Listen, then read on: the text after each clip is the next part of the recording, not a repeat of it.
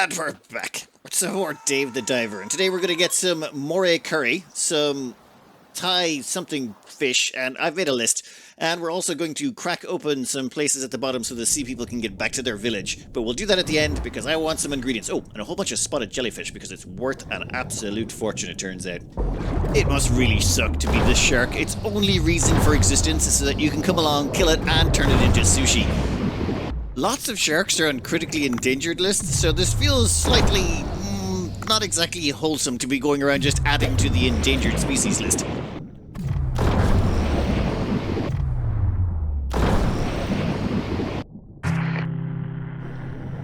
Is that a grenade launcher? Multi-shot grenade. Oh, that is... Yeah, no, we're not going to use the grenade launcher now, namely because the current weapon we have is so upgraded it's vastly superior to it in just about every way. Well, that's actually kind of surprising. We're just going to disassemble it for parts. After traveling deep into the depths, we got back to where those stupid sea people are trapped outside their home by a landslide because they're idiots and are incapable of surviving without any outside help. Our job is to remove this pipe thing and let all the landslide go down and crush open the way for them. This is just like a little mini game where you have to tap the button at the right time. Unfortunately, this doesn't work out quite so perfectly. It's still a little bit jammed, so it turns out there's another stupid frickin' fetch quest we have to do. Just requires us to go slightly further around and find some more rocks to drop down on top of it, because there's a whole bunch of conveniently placed rocks around here, right over the entrance to their home. I really feel like they should have taken care of this problem a while ago, but okay, we can go fight our way through some more sharks for you, no problems at all. Dave's just here to be everyone's doormat. It was not actually sharks, it was explosive jellyfish. I stand corrected. Anyway, after we fought our way past some self-destructive, self-exploding jellyfish, we managed to release all the rocks back down, or some more rocks back down. Collapse opened the way back to their home, and, of course, the sea people were suitably grateful and thankful for all of the work and effort that Dave put in to save them from their own problems. Muppets. Surprise, surprise, there was some more stuff in the way of us getting back to the Sea People village and this escort quest, which is turning into the escort saga. Oh, God. Yeah, there's basically a boss fight coming up. A weird... I don't even know what that fish is, and I honestly don't care. All I'm just concerned about is what it's going to taste like when we turn it into sushi, because that seems to be the rolling theme here. Find some big nasty fish, kill said big nasty fish, eat said big nasty fish. Boss fight inbound. Now, just like most of these types of games, it's going to have some sort of pattern of attacks. We have to figure out the pattern of attacks to avoid getting killed. Or they're pretty generous here with the health pool, as far as I can tell, so we should be kind of okay. No, let me try and rephrase that. Your oxygen is your health pool, and generally I find it takes a lot of hits for it to kill you, so you don't have to worry about dying accidentally. And I think the plan here is you're supposed to grab onto those hooks with your gloves to stop yourself getting sucked into its mouth. I'm still trying to figure out where we have to shoot this thing. Probably, it doesn't seem like it has giant eyes. And, yep, that looks bad. But it's okay. We dodge most of these attacks. So the first attack is sucking, the second attack is popping out of the background, and the third attack is just sauntering across the middle of the screen, flopping about the place. Here it tells us where we're supposed to target, and it's the big shiny bit on its tail.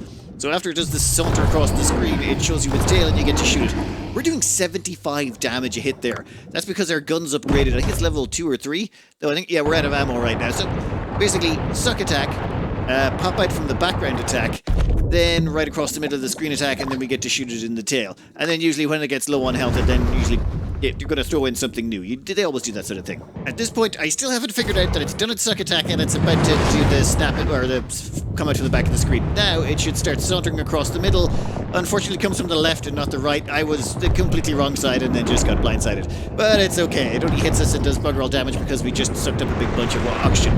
Downside is I'm so far away from where its tail is that it takes me forever to get there. Do I even get off a shot this round? Hey, we got off one, and we did 90 damage. We were only doing 75 last round. We're doing 90 because we got an upgrade pack on the ground. Oh yeah, suck attack. Yeah, it's grand. We're actually far enough away that it doesn't matter. Snap attack from the background. Let's just dodge that real quick. Saunters across the screen again. Let's just try and keep out of its way. Mostly, kinda, sorta. And then the moment it turns its tail to us, we're gonna line up and take it. Like I was saying, a couple of shots, but it only took like one more. And that high-level gun, once you level it up enough, that thing just shreds. But I suppose same for any gun. It was about this point that Claps Like Seal shows up. And for some reason, I began to become curious about what, sea people sushi would taste like. Like, Just out of academic curiosity, sea people sushi, what, like, would it be like sort of porky, or would it be like a fishy pork, or, just curious. All seriousness aside, we get to have a look at what the Sea People city looks like. And, okay, maybe not quite city. Also, their tech seems to be a weird mix of sort of like magic / future tech. I don't know. But I feel like they definitely regressed. Also, this reveals some weirdness.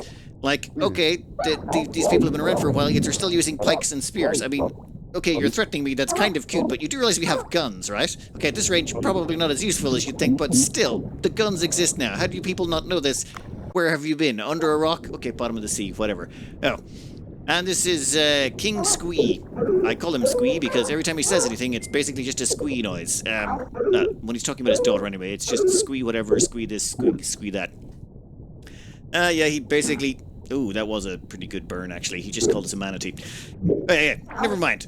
Long story short, we basically bring back their daughter, and he's like, yeah, that's cool and all that, but we still don't trust humans. So, boo? Whatever. You need to go around and make people trust you more. Oh, wait, there's an earthquake. This makes us all scared. Now, okay, fine, we may need your help. Why don't you go around and make everyone like you? And I'm thinking, no, how about you guys all just die in earthquakes, and I just continue fishing and funding my sushi restaurant? But no, David seems is just a very gullible and nice chap, and he's totally gonna help the sea people because he's a muppet. He also gives us a teleporting mirror that'll bring us straight back down here to the sea people's lair. It is also got facial recognition built in, so yeah, magic, space, tech, underwater sea people stuff. Anyway, we're done with the sea people for now. We automatically get teleported back up to the top, and we start getting some backstory on our chef guy. It seems some woman didn't like some food he made when he was working at a fancy restaurant. Well, she didn't actually taste it, she just didn't like the look of it. And this kind of made him quit and stop cooking, or I don't know, maybe he cut his hair afterwards. He looks kind of like Afro Samurai before... Actually, he looks now like Afro Samurai after he shaved his afro off. Whatever. Yeah, basically backstory on the chef we really don't care about, but I'm pretty sure that woman's going to show back up at some point and come crawling back to get more food. That's my read on the situation. The mirror we got shows up on the boat. This allows us to teleport instantly down to the sea people lair if we want to, though I think we're just going to do some regular fishing so that we've got some sushi for tonight. Ooh, limestone caves. These are, like, I've been trying to find these for a while.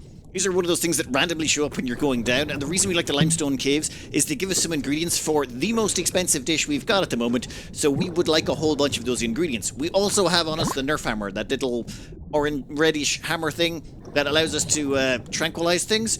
Let me show you how this works on some jellyfish. Oh, sea grapes first, sea grapes first. Sea grapes, these spotted jellyfish and salt is what we need to make this meal. So we want to grab as much of these as possible because it's worth bank to us long term. Spotted jellyfish, the second ingredient for our meal. We need 3. When we hit them with the hammer, it has a percentage chance of knocking them sleepy nighttime. So if you catch a fish using the harpoon, it's a 2-star rating and it's worth about 2 meat. If you catch it by killing it, you get a 1-star rating and about 1 meat. And if you knock it unconscious and capture it, you get about 3 meat. Which means if you knock unconscious jellyfish with the hammer and pick them up, you get 3 meat out of them, which is just the most cost-efficient way in terms of weight to carry capacity of bringing jellyfish out of the limestone caves. However, I'm not going to try and pretend like jellyfish are going to be the biggest limiter here. It's definitely going to be the salt and the sea grapes. You see, what you can do is you can, well, just farm these pretty much infinitely, assuming you've got the space to hold them. All you do is, you're not going to see the way we've got 2 jellyfish left there? Well, what we'll do is we'll pop right back in here into the Sea People Records room. And when we pop right back out, lo and behold, we're right back up to 3 jellyfish again. In fact, you could just keep killing all the jellyfish, putting them in your inventory, popping in somewhere, popping back out, and farming jellyfish. However, it does not work for the plants, and it does not work for items, so you can't get multiple ones of those. Also, sharks, I believe, are a one-time only deal as well. But regular small fishies and jellyfish seem to just respawn every time you exit the map and come back in again. Well, that gets us our sushi for tonight. Now we're about to use the mirror. Look at the way he's like putting on all his gear and getting ready, because he's about to be teleported underwater, several hundred meters underwater, which should, kill him, I'm pretty sure. I don't think you can, go with that kind of pressure differential that quick without, doing serious damage to the human body. Anyway, this is a map of the downstairs village. Oh god, yeah, we gotta make these people like us, and I don't know why, because I don't want to save them, but Dave's just a weirdo that way. By being a unglorified delivery boy and basically dropping off some stuff for one of the restaurants, basically we drop people their lunches. We were the lunch lady Doris, whatever, for this crowd. After dropping them off some stuff, this gives us some local currency, which is, I don't know, weird bead things, and some social credit. After doing as many fetch quests as we could, it seems some of them need to reset or need to wait till tomorrow. We left the village, and now we get to start at the bottom of the ocean, which is nice. You get to kill all the really low-down, high-value shark-type stuff really quickly. Getting back to the restaurant, finally, we're going to add on this recipe, white trevally. This is for one of our customers that has a request for this stuff. We're also going to put in this stuff, the steamed wolf eel. The steamed wolf eel was, what was it? It's that baddie we killed, the big monster. It basically gives you a nice one-off, nice money boost where we get $5.50 for each one of these. Yes, let's immediately put that one into production. Finally, the sea grapes jellyfish sushi. This is what we collected all those jellyfish for, all of that sea grapes for. Salt is a little bit of a problem, but I think we can figure out a way around that later on. Oh, and we'll throw on some shark meat or something. Just like we'll just fill out the recipe with a few other things. We are also going to hire a couple of staff. Now, I'll go into more details on the staff later, but what you need to know about staff is more staff equals more better. The problem is we can't serve them fast enough because Dave's a little bit, well, let's just say Dave's not light on his feet. We need people who can run around serving the customers as quickly as possible.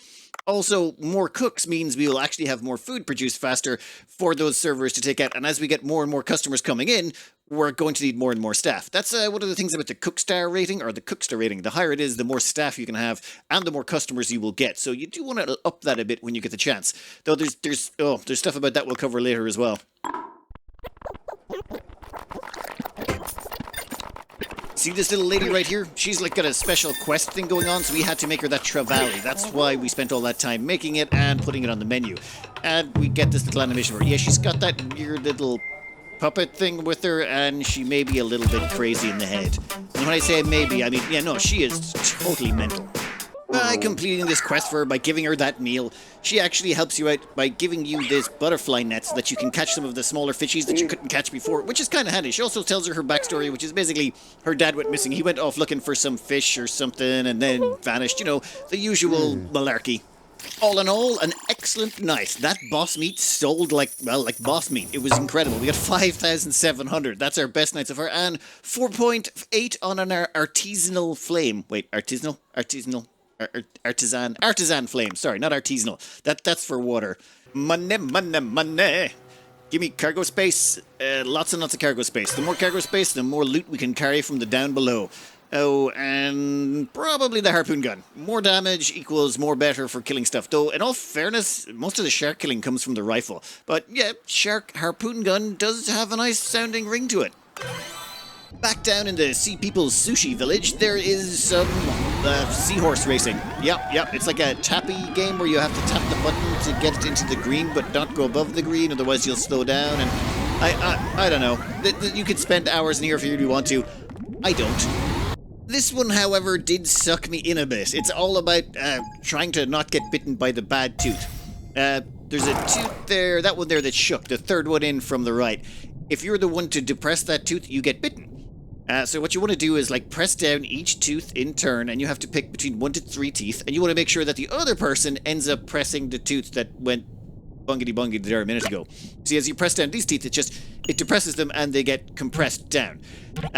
Turns out the way you do it is the only control you have over this is they can either pick 1, 2, or 3, or you can pick 1, 2, or 3. And what you want to do is make sure that you move 4 every single time, because that's the only thing you can do to ensure consistency. You want to count up to teeth and make sure that it's a multiple of 4 away from finished. Because let's say I pick 1 here, because okay, let me try and do it this way. This guy here picks 1, so I'm going to pick 3. That means we've moved forward 4 teeth. And go on to it now. Then, whatever he picks. If he picks a 1, we pick 3. If he picks 2, we pick 2. If he picks 3, we pick 1.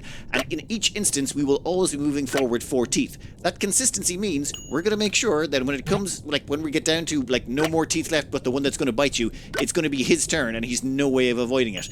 That's basically it. Count up 4 teeth, count it up in multiples of 4, and if at the start you're not 4 teeth away, just make sure you get that way. There is the possibility that he doesn't, or that you could get caught out, but it's highly unlikely. It seems the AI is really bad further away, though as you get closer to the tooth, they will do the exact same strategy to you, so you kind of have to be really careful. And there you go. Thank you for your money. Excellent.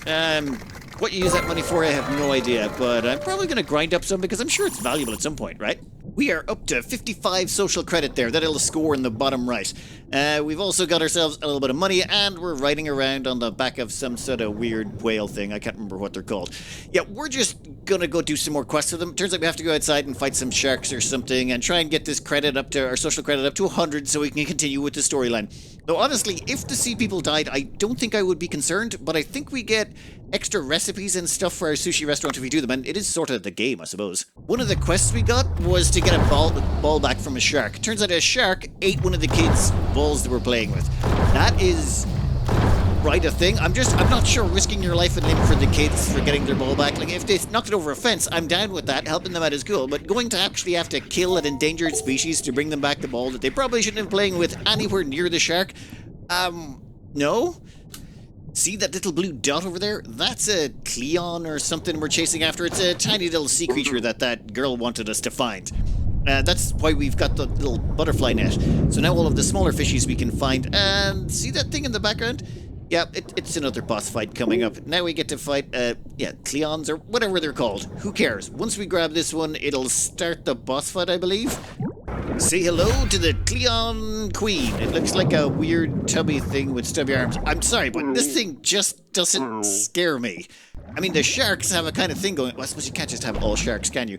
Yeah, then we just got to figure out what its modus operandi is. It's usually going to be charged straight forward at you. Oh, spiky, whatever you might call it. And then we just shoot the absolute bejesus out of it.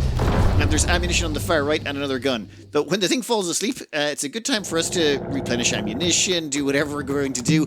This is the joy of having a replenishable or a gun that actually does sleepiness. Oh, the thing also spits poison, but to try and save ammo, what I like to do is fire a bullet until it goes to sleep, then hit it with a hook thingy, and then fire another bullet at it. The hook will wake it up, but at least that's a 64 damage? That must have a special unique damage type on it or something, because the bullets do less damage than the gun is far better. There, grab some oxygen. Yeah, there's oxygen shells now as well, not just normal tanks, so those weird seashells give us oxygen, which is quite useful, and usually in boss scenarios they give you the stuff regenerates, so even if you run out of ammo you can still get more ammo and more oxygen throughout the fight. And as far as I can tell, there's nothing too fancy going on with this thing. It just sort of bounces around in circles. And why have I not switched back to... Oh yeah, I ran out of ammo, didn't I? Never mind, it's dead. It's gonna go through its death animation. Yes, yes, yes. Don't be such a drama queen, Cleon, whatever you might call it. Now, there is one slightly unusual thing that happens now. There's actually some shiny stuff down here in the corner. Let me show you what it is. That right there looks like a picture of that girl from the bar whose father went missing on a fishing expedition, which means he got eaten by a Queen Cleon. His body was killed, digested, there was no bones left, and all that was left behind was his iPad or Android tablet, or preferably something waterproof, whatever that thing is. That was all that was left behind. That is a thing.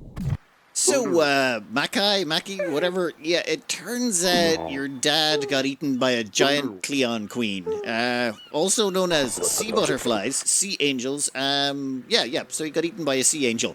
There was no bones left behind. This is all that remains of him. Sounds like he went out he went out in some way.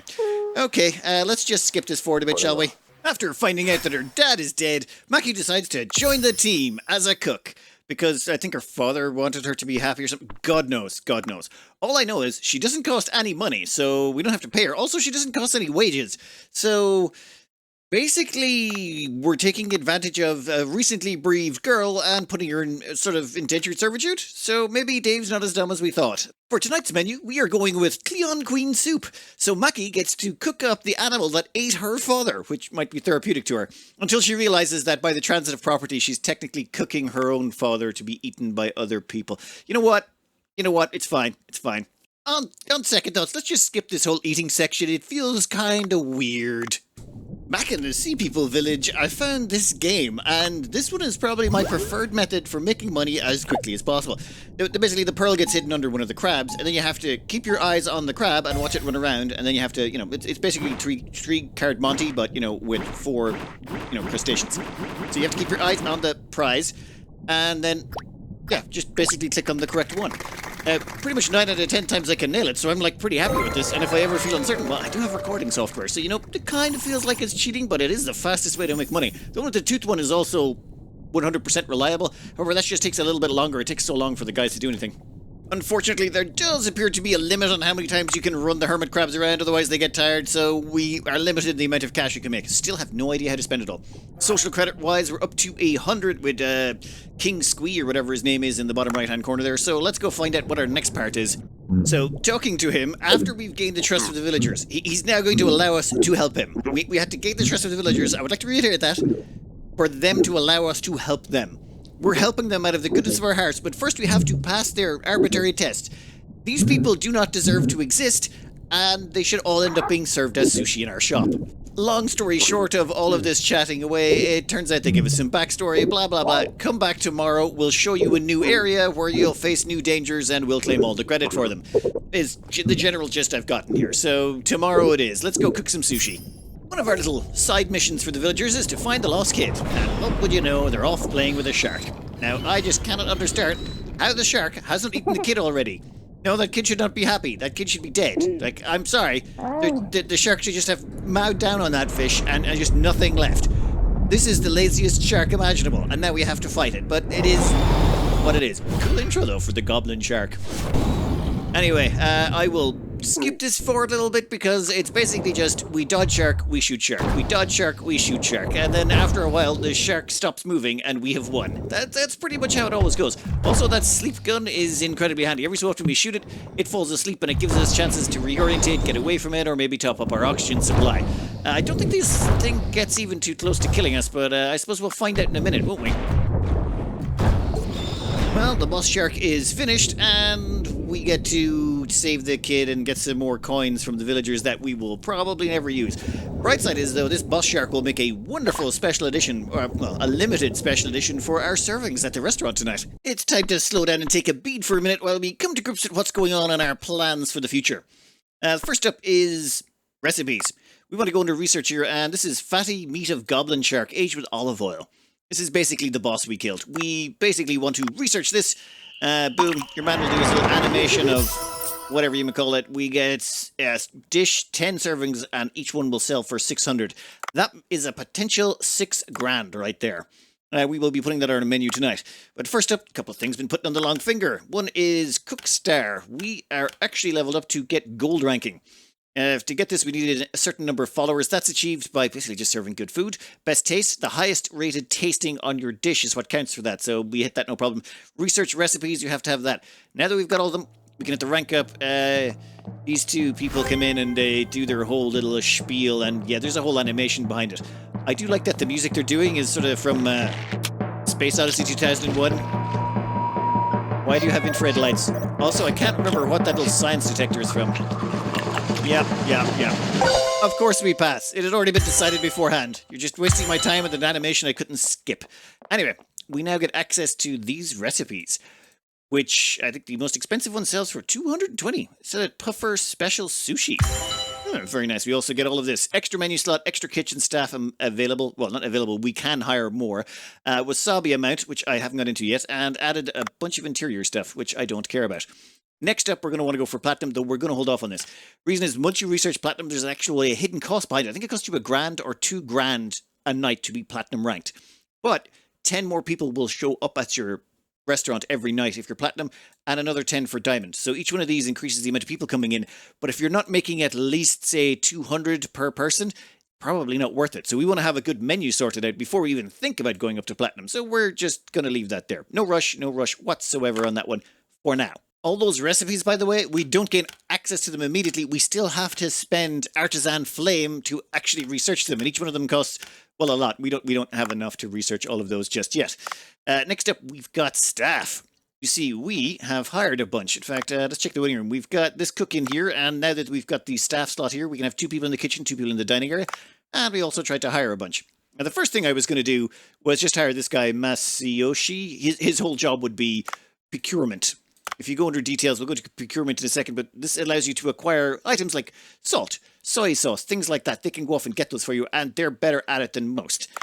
However, some things have come to my attention, so what we're going to do is we're going to hire them, definitely. Yep, thank you, welcome to the team. We're also going to hire this one. Yep. In fact, we're going to hire all of them. We're going to hire every single last one of them. In fact, we're just going to hire everyone that comes along. We're not picky. We're not even a little bit picky.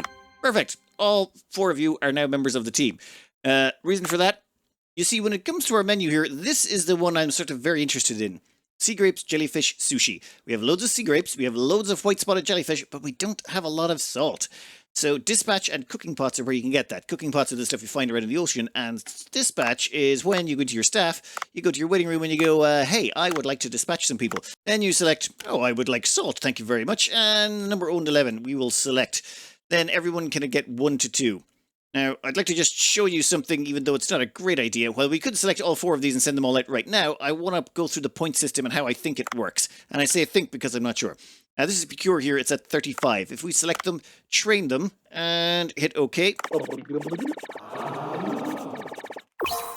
Boom, they now got all of this extra stuff, including their Procure is now up to 76.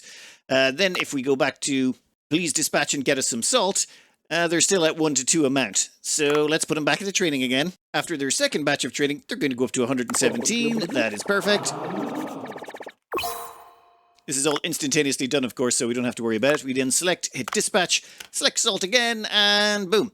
Then they can get 2 to 3. So you got to get people up to 100 procurement before they're going to get 1 extra, or they have the potential to get 1 extra of anything. So what seems to be the best thing is just hire everyone and send them all out. You'll get 1 to 2 items with each one, whereas training them up costs, well, an awful lot more money, and you have to pay them more. Each one of these has a pay amount that you have to pay them. We don't really have to care so much about it. It's going to be between 20 to 40 for a level 1. I am willing to pay that to get 1 to 2 salt every round. It is definitely worth it. Because let's just send them out. We can select all 4 of them at the same time. Then hit dispatch. It's perfect. And even when they come back, we can automatically dispatch every single one of them again. So they've included some nice things here. Perfect.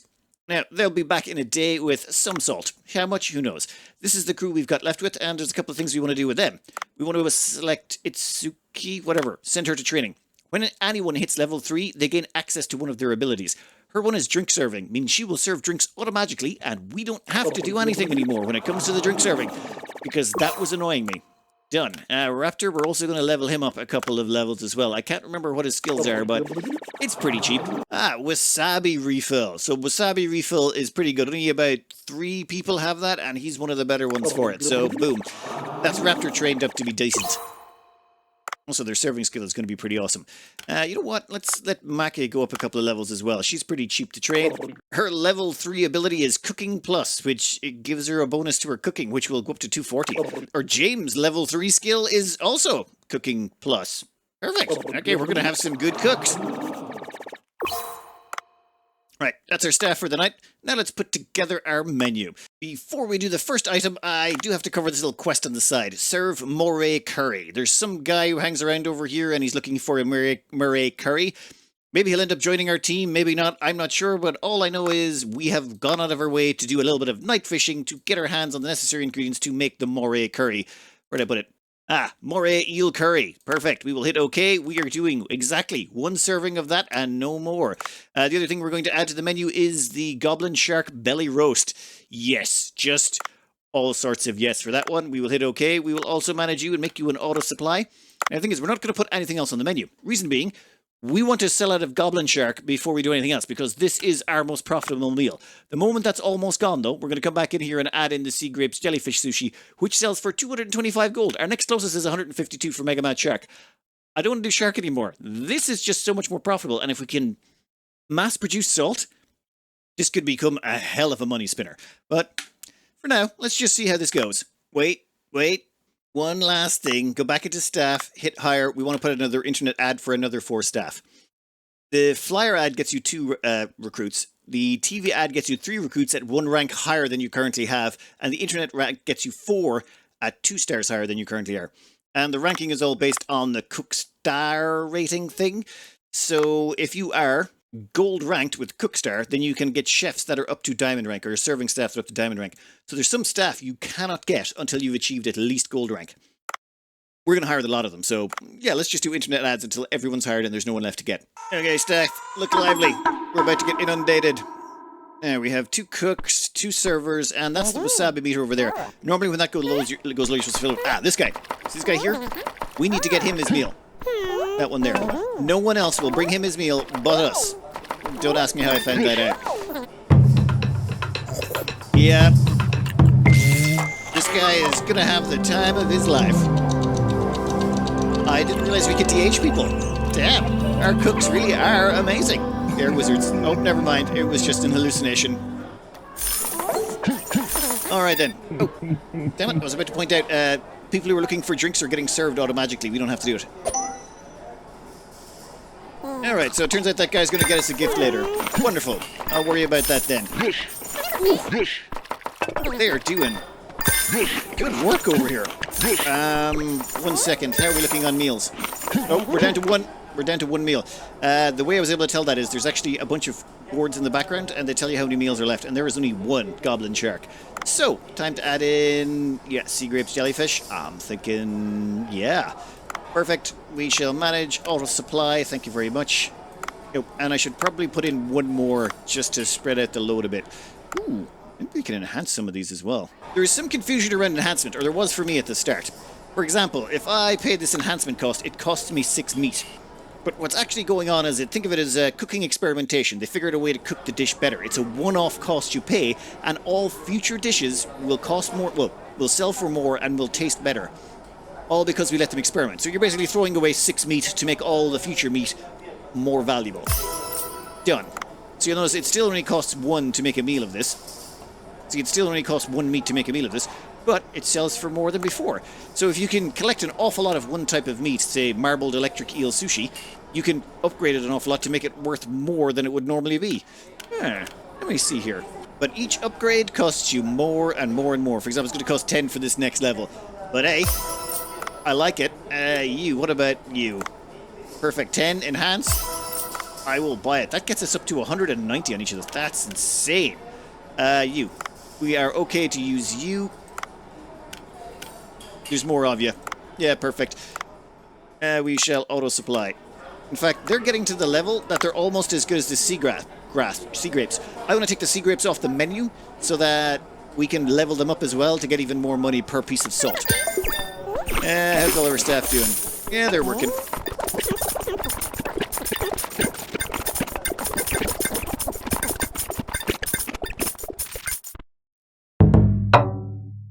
Oh, hell yeah. Now that was our best day to date. 9,990. Expenses 652 for operations. Yeah, pay. That's the pay we're giving to all of our staff. Still, totally worth it. Totally worth it. And Goblin Shark came in. We sold every single piece. That was 6 grand right there. Nice. And 5 Artisan Flame. Beautiful. Beautiful.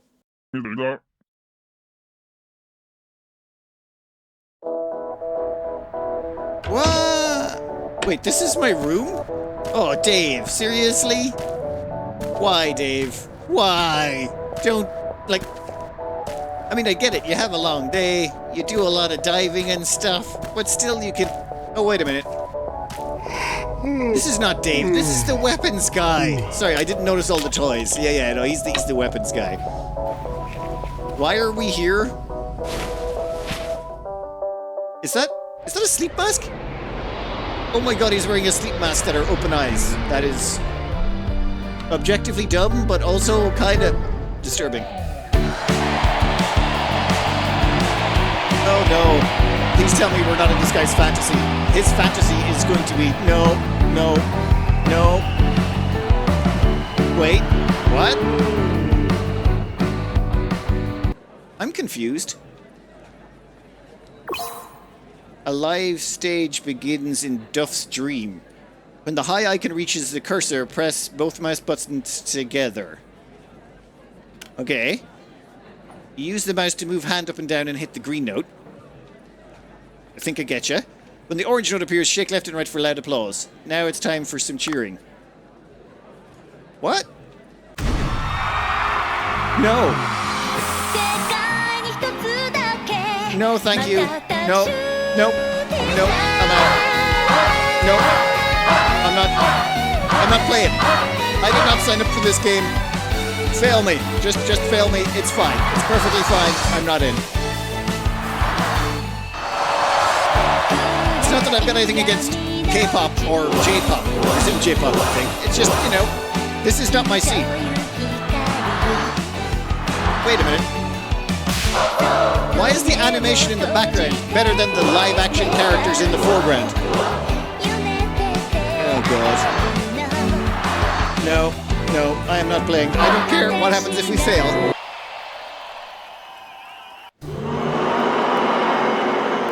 Yeah, well, tough. I don't care. Cry all you want. Does not bother me. Okay, where's the... No. Where's the quit? I don't wanna... No, no. Oh my God, no. Oh, please tell me no. You're telling me this is one of those ones where you have to... Alright, so I've had time to calm down. I've had a good think about this. And I know exactly what I'm going to do. I'm going to approach this like a normal problem. Sometimes people think there's no solutions to a problem. And I mean, okay, sometimes there isn't. But you can come up with novel solutions to problems if you just try hard enough. Like once, I don't know if I've told the story before, staying in a hostel, and people kept stealing the milk. You'd have your milk in the shared fridge, and people would just like, someone would borrow some milk. They'd go, hey, you know what, I need a little bit for my tea or my cereal, which that really bugged me for someone to take for cereal. But you didn't see them do it. They would do it when there was no one around. They'd just, steal people's milk. And I was losing 3/4 of my milk to other people for no reason. You come down to have your breakfast in the morning, all your milk's gone, and you're like, well, that's... It was frustrating me. And I eventually found a solution.